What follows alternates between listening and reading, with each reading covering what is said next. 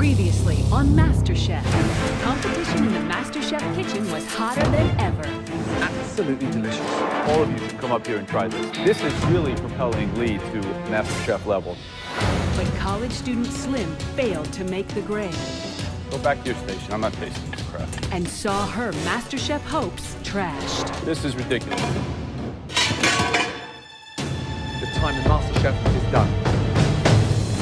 Some cracked under the pressure of an upscale wedding reception. I'm gonna go ahead and get my ticket ready for Atlanta. You've now just butchered that thing. That is... While David Miller rose to the occasion. Keep it up. Absolutely brilliant. You were the hero of that team. But in a pressure test, Tracy paid the ultimate price. Construction worker Jake shocked the judges with a bad dish at the wrong time. What's going on here? Please take your weight off. Tonight, the final 6 become the final 4. As they face the world's 3 most feared food critics. The garlic is overpowering. I can't really taste the fish. I have some bones in mine. 6 amateur cooks remain. The last contestant standing will receive $250,000, a cookbook publishing deal, and above all else, become the first American MasterChef.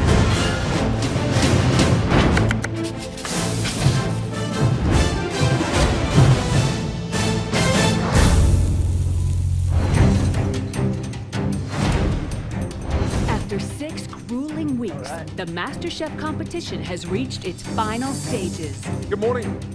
Chef, from all that sea of people that entered the MasterChef kitchen for the first time, it's just us left. It's right there. All I need to do is just grab it. I'm the most confident and powerful chef in this kitchen. I can win this. 1, 2, 3, 4, 5, 6 of you. Currently, the best 6 amateur cooks anywhere in America today. And one of you is going to be crowned the first ever MasterChef. If there's anything I want to warn the rest of the contestants about, it's that I've got some things up my sleeve that you haven't seen yet. To be the very best, you have to beat the very best. This is your final mystery box challenge. In their final mystery box challenge of the season, the contestants have to cook and prepare an amazing dish using only the ingredients inside the box. They must do this in just 1 hour. Excited? Yes, Chef. Absolutely. Because the cook that creates the most stunning dish with the ingredients under that box will have a huge advantage in the next stage of this competition. Are you ready to lift those boxes? I thought that in the mystery box today, we would have something crazy and kooky. I'm like, oh, it's gonna be a big, long, slithery, like, eel, and I'm gonna have to touch it. This is the last mystery box challenge, and I'm hoping, give me some ingredients that I can work with. On the count of 3. 1,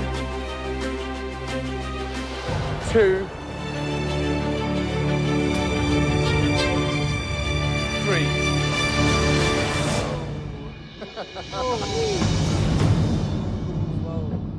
Today's mystery box ingredients are the most tender, flavorful rack of venison.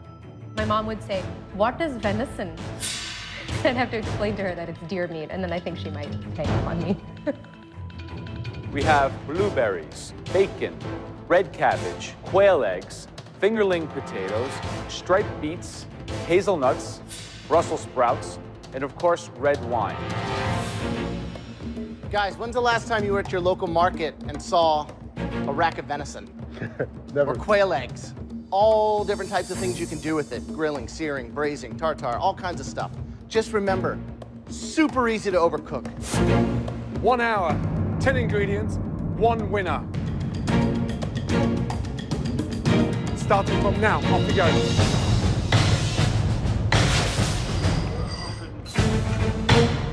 Baby, game time.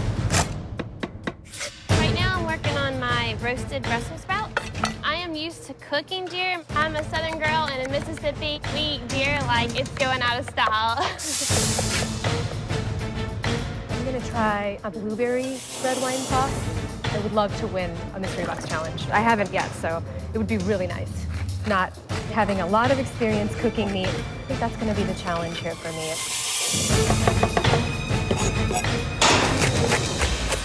I think compared to every other Mystery Box Challenge, this one really speaks to me. It's ingredients from where I'm from. The biggest challenge for me is going to be the perfect balance of cooking time and resting time for the venison. The level of concentration is phenomenal. No one's running around crazy, and they are seriously in the game. They're very focused on just staying in their world. Their cutting board is like their restaurant. We're asking to create a restaurant quality dish, so there has to be some components and some complexity. It doesn't have to be overcomplicated, but it has to show technique and thought. Right, David, what are you doing? I think I'm going to stick with a filet style. I like wrapping it in bacon. On the bone or off the bone? It's going to roast it on the bone. On the bone? Yeah. It's a red wine base? Red wine base, yes. When are you going to start cooking the venison? When About 5 minutes in. Okay. Right, Sharon. 1, 2, 3 different sauces. How come we've got 3 sauces on here? This is a soup. It goes with the one way of the venison, and the other venison is going to go with 2 different sauces. So there are 3 sauces. One dish has got 2 sauces on, one dish has got 1 as a soup. This is a broth. A broth. Yeah. Okay. You're not doing it once, you're doing it twice. Not doing 1 sauce, 2 sauces, you're doing 3 sauces. Correct. Is that nuts? Nuts? Yeah, you're being polite. All right, Whitney, what's happening? What are you doing? Are you boiling these? I'm trying to get the flavor off of them so I can try to make it gravy. So what's the final dish? Pan-seared venison with brown gravy. Okay, Lee. Got a blueberry coffee sauce. I'm braising some of the beetroot as well as the beet leaves and the cabbage. So coffee and blueberry sauce with the gamey venison. Absolutely. Whitney did some nice mixed oven roasted vegetables and got some really nice caramelization and browning on the vegetables and the potatoes in the oven. You wouldn't put a roux-based gravy with a loin of venison. It's the Rolls-Royce cut. Absolutely. David Miller, I saw some really good butchering skills from him. Great potential there. The only downside to what he's done is cut the venison chops so big, it's going to take a long time to cook in the center. Guys, 30 minutes to go. Halfway there, guys. How are you cooking the venison? Okay, right now I have it testing. Just wanna. Oh no! What's the matter? That's way overcooked, yeah. Okay. That's going to taste like Gandhi's flip-flop. Where's the red wine sauce? Where is it? Yeah. I haven't started it yet. Sauce should be on reducing down. Okay.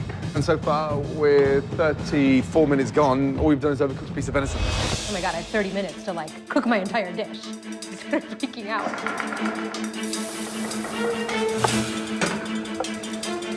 Good sear on that venison chop. Very nice. So listen to that. Isn't that great? So with the Scam Pan, you get a nice sear as well as having the fact that it's non-stick. Yeah.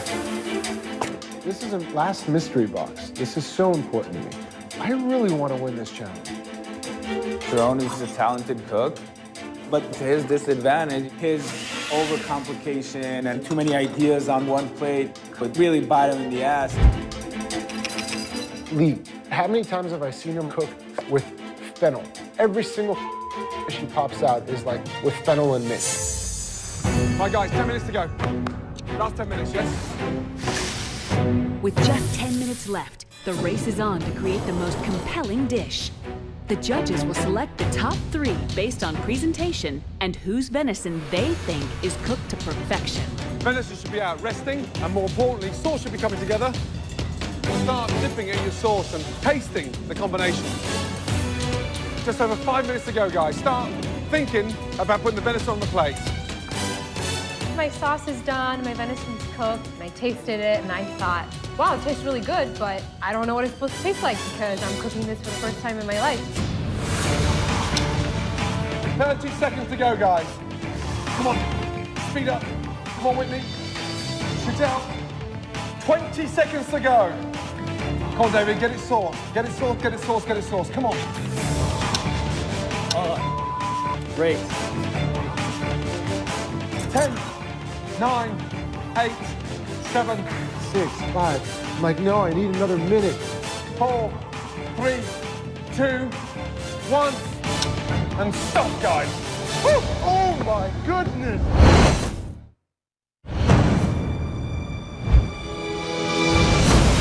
10, 9, 8, 7, 6, 5, 4, 3, 2, 1. And stop, guys. Oh my goodness. All right. Woo! Stand back from your stations. I was second guessing, and I thought, wow, it tastes really good, but I don't know what it's supposed to taste like because I'm cooking this for the first time in my life.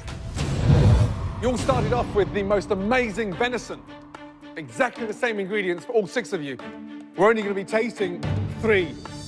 The judges' criteria for selecting the top 3 dishes is based on final presentation and from observing the contestants' techniques during the challenge. First one.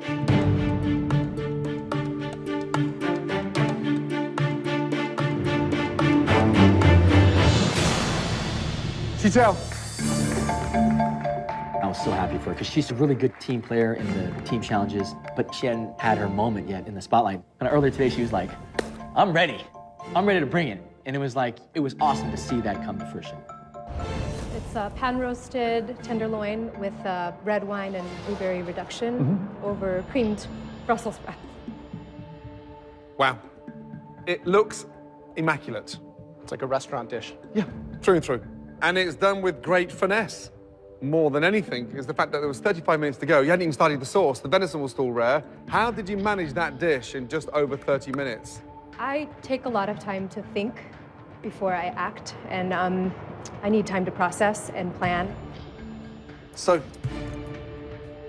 you have got over the most difficult hurdle. You've let the venison rest for as long as you cooked it, and it's cooked equally throughout.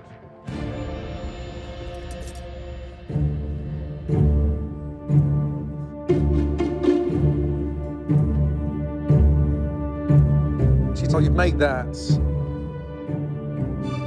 become a dream come true. The texture of the venison is superb. You've got that bite in the Brussels sprouts, but you've managed to combine this acidity with the richness of the game, and it works brilliantly. That tastes as if you've cooked it 1,000 times. Amazing.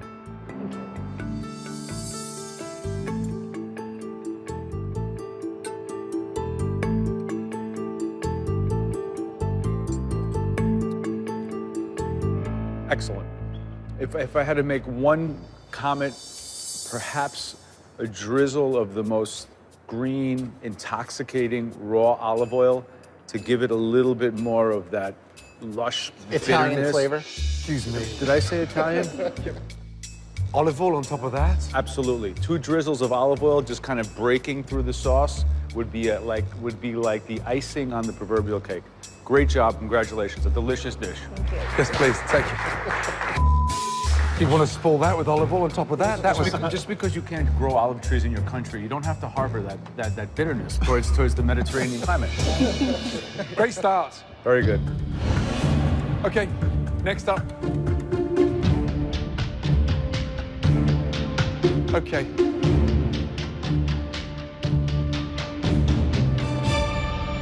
Whitney, let's go. Come forward. Hearing Whitney's name called, it's not surprising. She's been in the top 3 on many occasions. She just has this natural ability and not surprised at all. Describe the dish for me, please. Okay, I have a pan-seared venison, and then I made a gravy from roasting the bones and the meat. And then I have roasted Brussels sprouts and fingerling potatoes. My one concern is the gravy. I give you the most amazing cut of venison, and you go and stick a gravy on it. Yet red wine was there, and it's almost like the venison's got the wrong coat on. How many times have you cooked venison? My dad hunts, so it's usually at least once every year during the fall.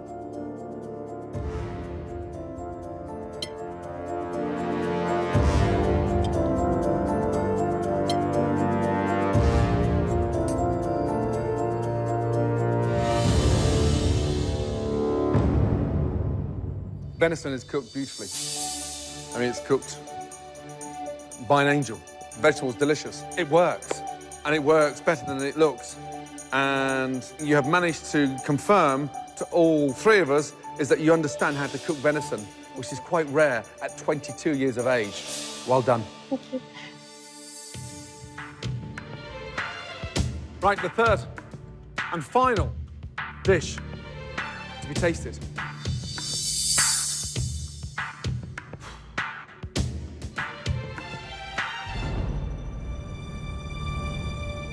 Sharon. Not being selected for the top 3 is a little frustrating. I felt like my dish was right on. You know, Sharon has so much going on his plate, and I felt like I did a better job that I really deserved to be in the top 3 today. Okay. I decided to go with the seared venison. We've got a tartare and a couple different sauces to accompany it. Can we just talk about the obvious for a second? Yes. The plating is a disgrace. You're lucky you're even up here. It's like Salvatore Dali on crack. Tell us what it is. The venison got shot in the woods on the plate and moved to what? The reason why you're up here is because that venison is cooked perfectly, and it's cooked on the bone. It's the vomit to the side of the plate I'm struggling to understand. Okay, someone dropped their eyeball on the plate? What is that thing? It's a quail egg. You got a quail egg eyeball running through the setting. If you can follow me through it, is... Yeah, no, I'm not gonna follow you. Are you crazy? No. I'm gonna go there, on top of there, and I'm gonna eat my venison that way. It's oozing pink, gamey deliciousness.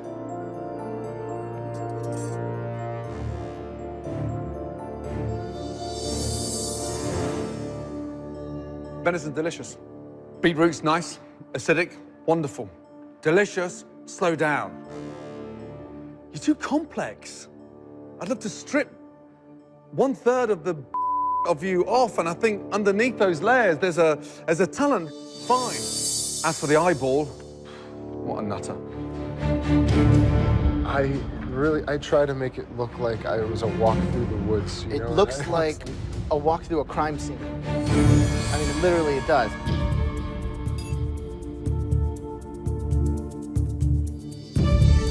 This is cooked perfectly. You just need to get out of your own way. Less is more, less is more. So I guess the question is, why is this dish up here? I'll tell you why. Because we were so impressed by the quality of the cookery on the chop. Great butchering, great sear, perfect cooking. It was head and shoulders above the field. So I've been really looking forward to tasting this because it looked so incredible. And it is. Thank you. Okay, Chital, Whitney, Sharon, well done. The winner of the last Mystery Box Challenge, congratulations, goes to... It's time for the judges to decide the winner of the final Mystery Box Challenge. Whitney, Chital, Sharon, well done. Will they choose Whitney's venison with southern gravy, Chital's roasted venison, or Sharon's pan-seared venison with blueberry puree? The winner of the last Mystery Box Challenge, congratulations, goes to... Chital, well done. It feels really good to finally be the winner of a Mystery Box Challenge and to win on something that I've never cooked before, which really means that I'm making my decisions in the kitchen based on instinct. I'm a little surprised that Sheetal made it into the not only the top 3, but the #1 dish of the day. But she seems very one-dimensional. Chital, your first individual victory. You're back in the game. You have a major advantage in the next stage of MasterChef. Ready? Yes. Well done. This way. Chital now gets to choose the main ingredient for the invention test. Whatever she selects, everybody else must cook with. Whoever makes the worst dish will be eliminated from MasterChef. As always, the theme of this challenge is in the hands of the judges. Today's theme is dessert. Okay. Big dessert lover? No. What? No. Well, time to start thinking sweet thoughts. Yeah. You're faced with a huge advantage right now because of what you select, everybody else cooks with. Yeah? 3 amazing ingredients. Ready to see what's under the first cloth? Yes. Honey. Beautiful. From lavender honey, honeycomb, raw honey. Let's see what's under number 2. You have a plethora of different berries. Things from the ordinary, like strawberries, blueberries, to things otherworldly that a lot of people never get a chance to cook with. Cape gooseberries, huckleberries, Inca berries. Absolutely unique. Beautiful. Does that light your I'm fire? starting to get a little inspired. Good. Lots of ideas started coming to my mind, including like a pie or like a tort or something. I like to see what all my options are before I choose. From the exotic tropics of Tahiti and Madagascar, we have vanilla in all its forms. We have vanilla beans, vanilla powder, vanilla extract, vanilla tea even. Vanilla, vanilla, vanilla. You've got to really think about this choice. And who's your strongest competition? Who's the one that you're most feared of out there? Whitney. Whitney. She knows dessert. 6 of you left. Who's the weakest? David Miller. Think carefully which ingredient you're going to choose. I have to choose right this second. Right this second. I'm drawn to the colors on the table, but I might be shooting myself in the foot, but I'm gonna go with.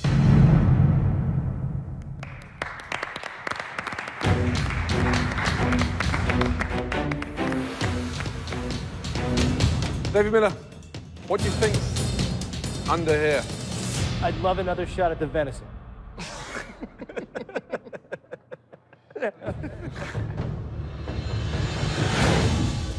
Today's theme is dessert. I love dessert. I have the hugest sweet tooth, and so, I think I was the only one today that was excited that it was desserts. Ready to see what Chantel has picked for you all?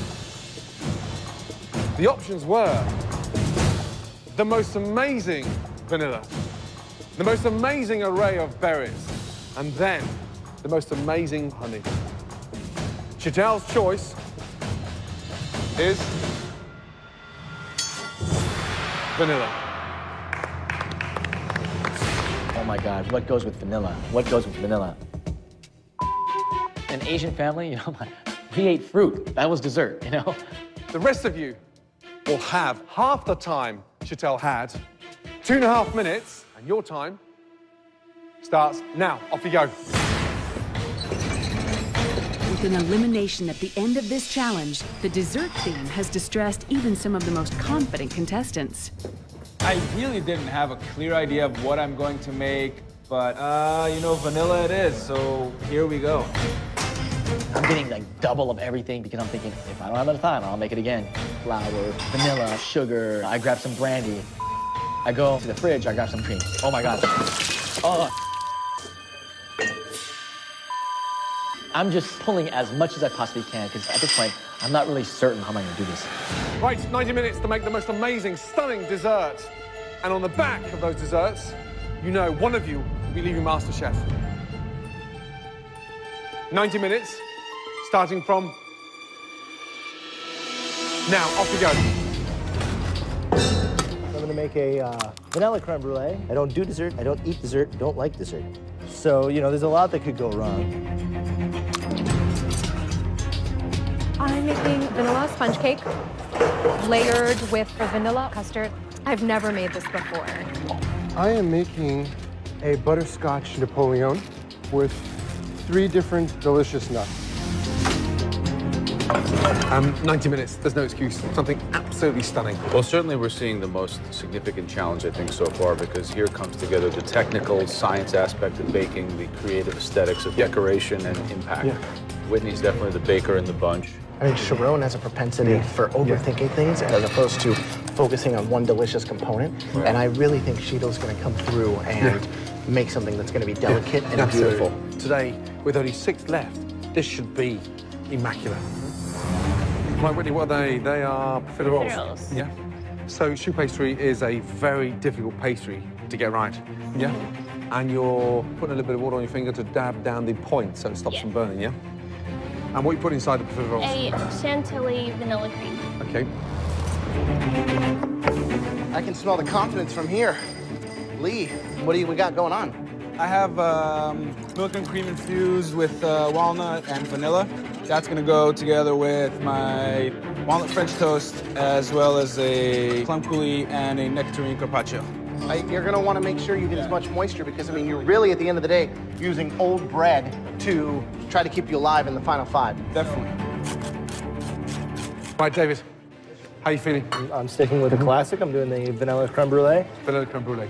There's 2 ways of doing a creme brulee, isn't there? You could do it over a bain-marie and cook the eggs out like a sabayon and then set them into the mold, which is a lot quicker.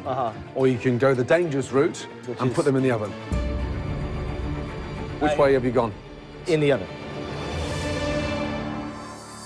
Mike, how we doing? This is just a basic, like sort of like my custard pudding that I'm going to be using for the trifle. Where's the vanilla at?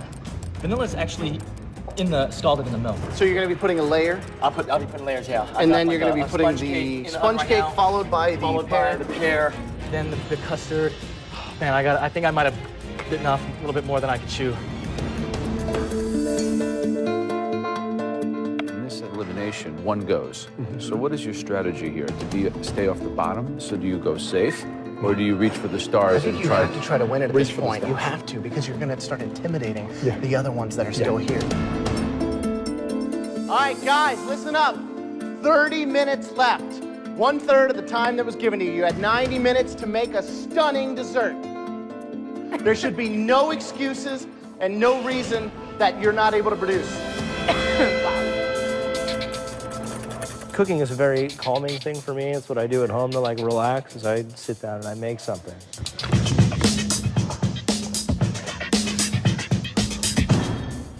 If you're not calm, then your nerves are gonna affect your cooking. If you let that happen, then, you know, you're just gonna screw yourself.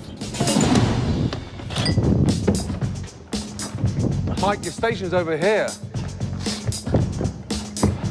Mike's all over the place. He's always all over the place. You see him, he's jumping back and forth, and he's like shaking and running back and forth. Oh my God. Just over 10 minutes to go, guys. Oh my God. Oh, no. 10 minutes to time, I realized I'm not gonna have the meat of my dessert. It's not there. It's completely wrong. That's when it just started oozing. I started panicking, really panicking.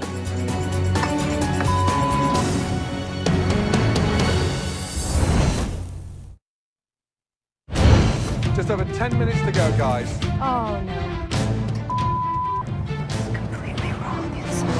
With just 10 minutes left, Chantal's dessert looks to be a disaster. She must plate something that can save her from elimination.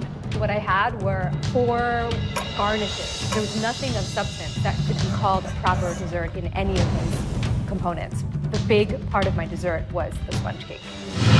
2 minutes to go, guys. You gotta put something on the plate, you know? Figure it out.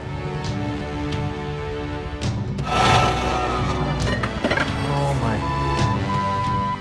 I'm realizing, oh my God, this beautiful vision I had for a trifle is not gonna be nearly what it should be. 1 minute to go. Start putting those finishing touches on those plates and make those plates beautiful. This looks disgusting. 20 seconds to go. My custard was perfect. It really was spot on, so I didn't want to ruin that by over-torturing the top. 10, 9, 8, 7, 6, 5, 4, 3, 2, 1, and stop. Woo! Well done. The judges will taste all 6 desserts. The winner takes an advantage into the next stage of the competition. The person with the worst dish will be going home. Okay, Sharon, let's go. After overcomplicating his last dish, has Sharon played it safe with his dessert? Wow, it's pretty. It's a millefeuille. What's in there? Each layer consists of a different layer of nuts. On top is zabayon with marsala and vanilla.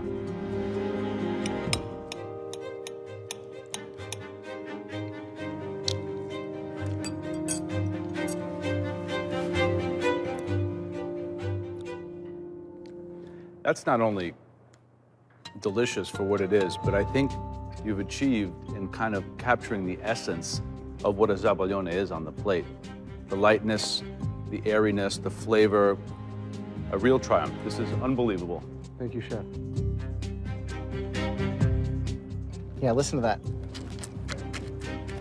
I love that crunch. You know, it's one of the senses that even professional chefs in a restaurant forget to think about.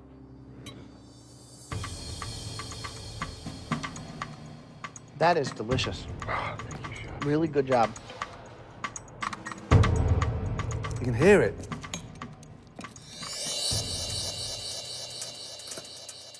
It is absolutely on the money. Oh, wow.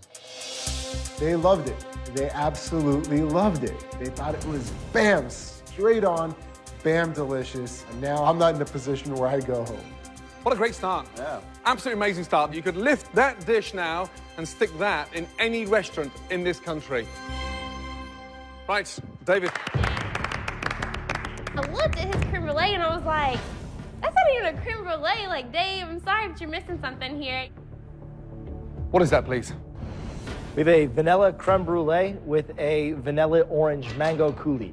Do you know what brulee means? Because that looks like a It lemon means tart to from burn, here. yes. To burn, that's right, lightly burn. Can you just give him your glasses for 2 seconds? Where's it bruleed? The idea, put them on and just tell me if you can see that brulee. Help me to understand. I see a few pieces, but it will crack. I think we'll crack before that brulee cracks.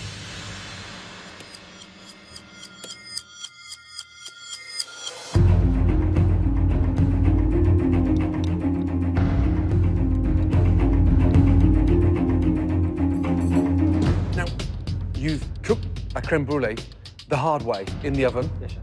in a water bath, and you had very little time to do that and cool it down. You've managed it. The coulis, you've got the bitterness from the orange, yeah, the sweetness from the mango, but it works. I mean, it really does work. But it's missing the brulee. Whitney, let's go. While Whitney has excelled in mystery box challenges, she has yet to win an invention test. What is it? A profiterole with a chantilly vanilla cream and flambéed caramelized bananas.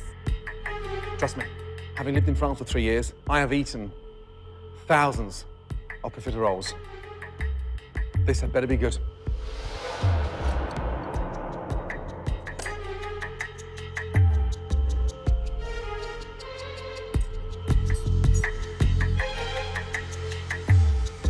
The 5 individuals behind you going into this test today were nervous. If they were tasting that right now, they'd be even more nervous. Good job. So, you flame these in rum? Actually, it was bourbon. Keeping it southern, huh? Actually, the first time I decided to flambe bananas, I was so nervous to go into the liquor store because that was the first time I've ever bought liqueur. So I went in there and I was like, I'm just buying this for bananas. That is kind of sad to me, actually. Super light, very sexy. Very delicious. Good job. It really just made me feel good that overall the judges loved my dish, and I really want to show now that, you know, I can win this challenge. 3 down, 3 to go. One of you will be going home. I looked at my dish and it looked like baby food. 1 layer of mush and then a 2nd layer of mush and then whipped cream. Next up, Chantal. Even if my custard tastes divine, the best custard in the world, I know that the challenge was not about putting custard on a plate given 90 minutes. The real question, where is your dessert? Because that's not it after 90 minutes. Let's get that right. That's half of the it. best that I could do given that my sponge cake didn't cook. So, what's in the bowl? It's a vanilla custard with vanilla and pear coulis and a vanilla whipped cream. I was really riding on your energy today. I love your idea. I was expecting a lot, so it's a personal disappointment to have to taste a half-completed dessert from you.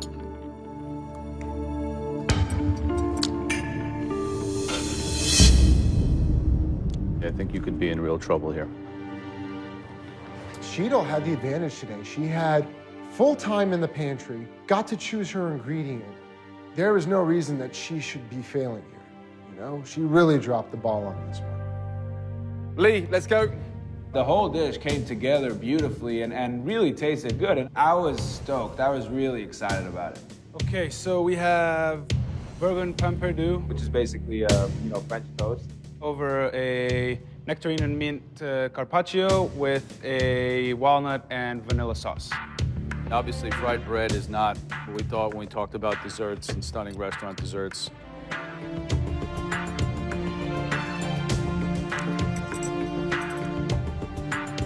This is simply bad. Bad as a dessert. It's even bad as breakfast. Okay, Mike, let's go. Walking up to the judges' table, I'm a bit nervous. There's a lot on the line right now for me. I'm just praying the judges might have a little bit of mercy on me today. It's a pear poached trifle with sponge cake underneath. It's been drizzled with vanilla scented brandy.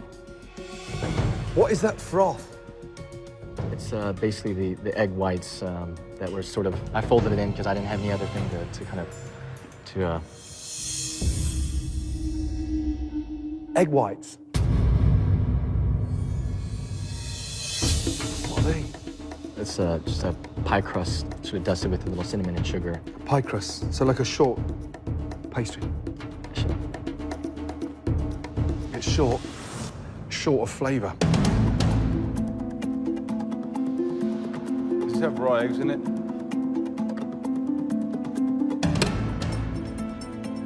Does it have raw eggs in it?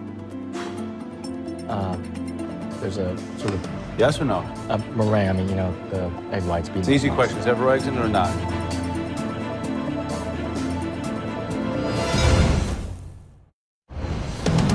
Does it have raw eggs in it?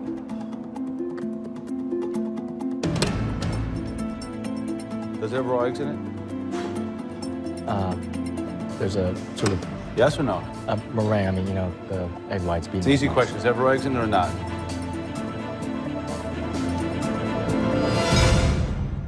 Yes. Disappointed, Mike. Go back to your station. After tasting all 6 dishes, the judges must decide which desserts rose to the occasion and which fell short.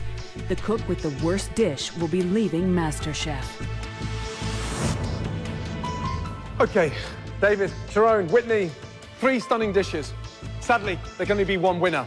And the winner has a huge advantage in the next stage of MasterChef.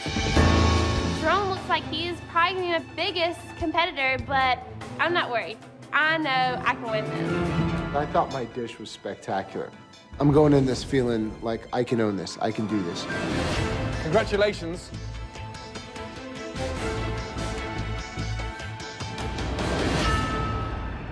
Whitney, well done. To have made it this far means so much because I've made a huge sacrifice and I love school. And it's all been worth it to be here. The youngest, and quite frankly, now the strongest in the competition. Well done. The judges from the very beginning saw only my age and they didn't see the rest of the potential that's in me. But now I'm really thinking that they're seeing that. And they're gonna see me to the end and they're gonna give me that title. The field split. It's split in 2. 3 stunning dishes and 3 dreadful dishes. Front row, you're all safe. Back 3 rows, get up here, please.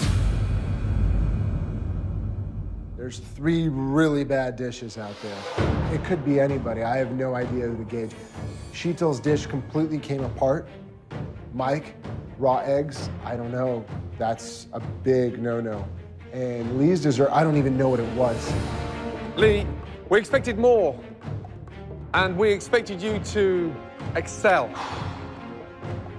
Chantel, you had a huge advantage and you fell short. Mike, apart from panicking for 90 minutes, you produced a trifle that looked like toxic scum on a stagnant pool. person leaving MasterChef.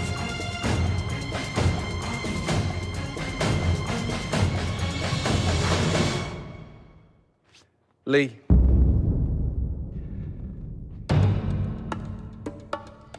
Get back to your station.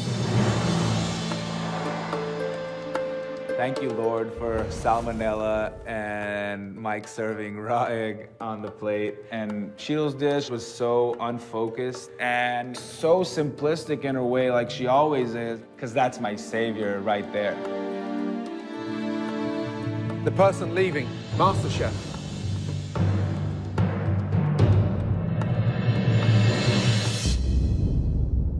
Mike. You cannot serve raw egg whites on top of a badly made trifle.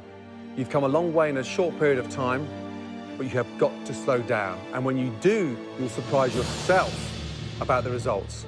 Please take your apron off. I really wanted this. I really, really wanted it. Please take your apron off. Thank you. This is not the end. Being on MasterChef has just fueled this burning desire that I have about food and cookery, and I'm gonna take this whole experience and all the mistakes I made, and I'm gonna just take those as sort of a sign of refinement, and I'm gonna just take them and become better. Next time on MasterChef. The final 5, David, Whitney, Sharon, Chital, and Lee, are about to cook for the 3 most intimidating food critics on the planet. We got a lot riding on this too, guys. Don't embarrass us. It's not right. I can't really taste the fish. Notice I didn't eat mine. But first, they have to catch their ingredients. The 2 who create the lowest scoring dishes will face the dreaded pressure test, where one more contestant's dream of becoming America's first MasterChef will come to a bitter end.